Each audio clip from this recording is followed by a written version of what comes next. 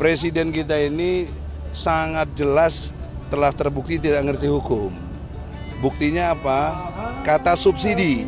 Kata subsidi itu tidak ada di dalam Undang-Undang Dasar 45. Yang ada adalah pasal 34 untuk menyatakan fakir miskin, anak terlantar dipelihara oleh negara. Nah itu maknanya dipelihara itu sampai kepada segala kebutuhan hidupnya dong. Kan kalau dengan naik BBM jadi susah mereka. Nah itu satu poin penting. Energi, bahwa subsidi BBM itu atau subsidi energi hanya diperuntukkan bagi masyarakat tidak mampu.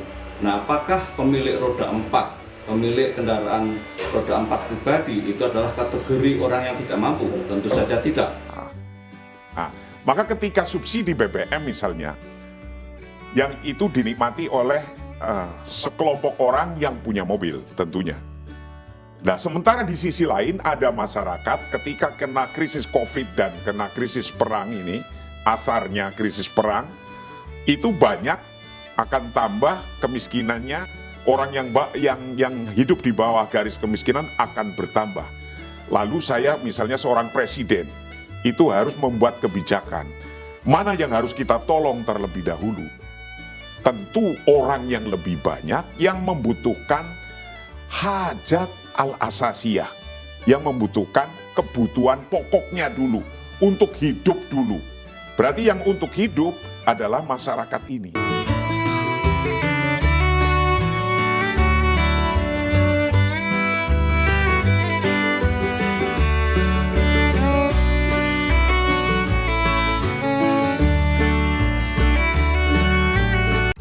Presiden kita ini sangat jelas telah terbukti tidak ngerti hukum. Buktinya apa? Kata subsidi. Kata subsidi itu tidak ada di dalam Undang-Undang Dasar 45. Yang ada adalah pasal 34 untuk menyatakan fakir miskin, anak terlantar dipelihara oleh negara. Nah itu maknanya dipelihara itu sampai kepada segala kebutuhan hidupnya dong. Kan kalau dengan naik BBM jadi susah mereka. Nah itu satu poin penting. Energi, bahwa subsidi BBM itu atau subsidi energi hanya diperuntukkan bagi masyarakat tidak mampu. Nah apakah pemilik roda 4, pemilik kendaraan roda 4 pribadi itu adalah kategori orang yang tidak mampu? Tentu saja tidak.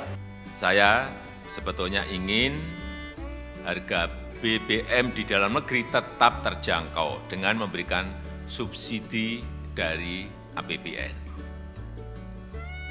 Tetapi anggaran subsidi dan kompensasi BBM tahun 2022 telah meningkat 3 kali lipat dari 152,5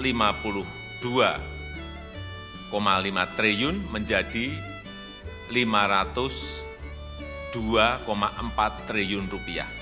Dan itu akan meningkat terus.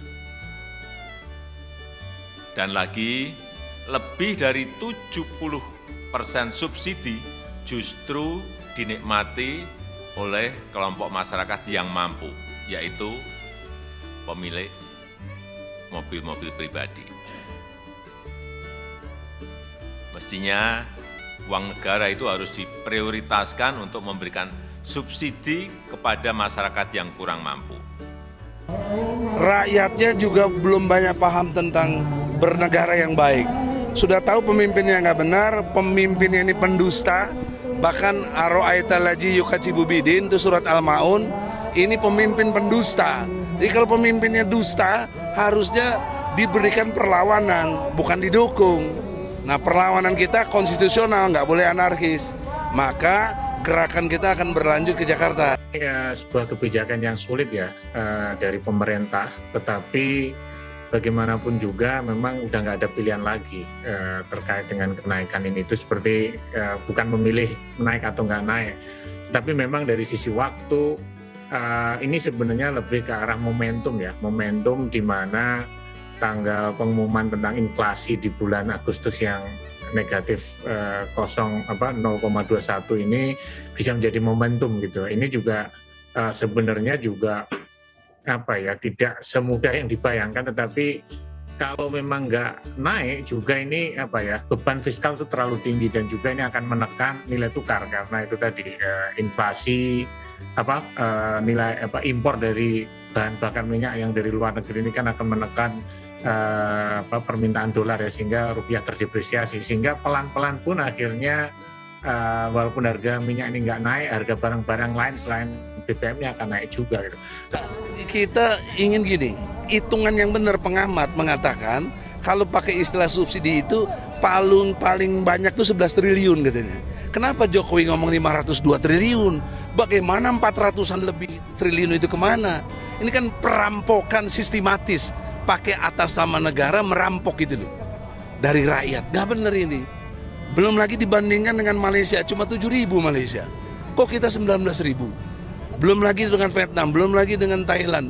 Kita ini keterlaluan gitu loh. Bahwa sesungguhnya membangun sebuah negara itu adalah suatu keharusan, suatu kewajiban. Bahwa laqad soro amrud daulah wa bina'uha dorurotan minat dorurot. Sawa'u min jihati imaratil kaun am min jihatil hufad ala masolihi abna'iha. Membangun bangsa, membangun negara itu keharusan. Baik itu adalah membangun infrastruktur alam di Indonesia ini, atau juga membangun kemaslahatan bangsanya. Nah, ketika membangun untuk kemaslahatan bangsanya, ini adalah pilihan-pilihan.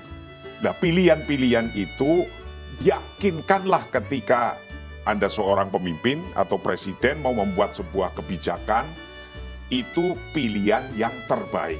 Kenapa kalau itu adalah pilihan-pilihan dan harus mengambil dari pilihan yang banyak itu adalah pilihan yang terbaik?